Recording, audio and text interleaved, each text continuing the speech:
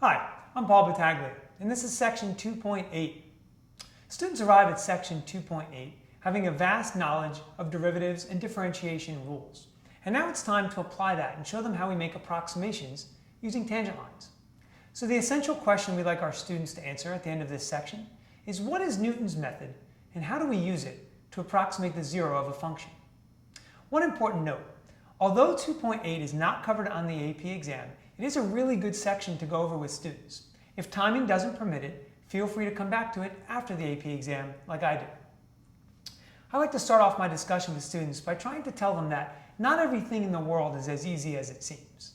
They sometimes think that there are many quantities that can be calculated analytically and without much trouble. And really that's not true.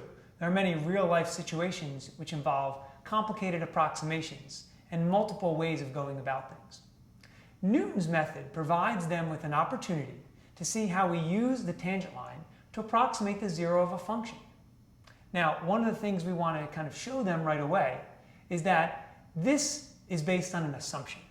The assumption is that the graph and the tangent line will have roughly the same x-intercept. One important note about Newton's method, it's nice to show a couple iterations in a table, for instance, and the text does a nice job of that in example 1 and 2.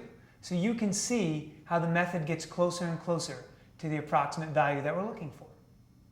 One other note, and a common error that students make, is when we look at the method for approximation itself, we notice that it uses a derivative in the denominator of that approximation.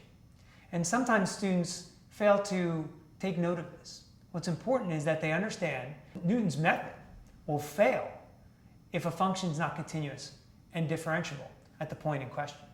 So what we want to do is point their attention to the derivative when it's zero, because intuitively we want them to understand that wherever that derivative equals zero is where Newton's method is going to fail.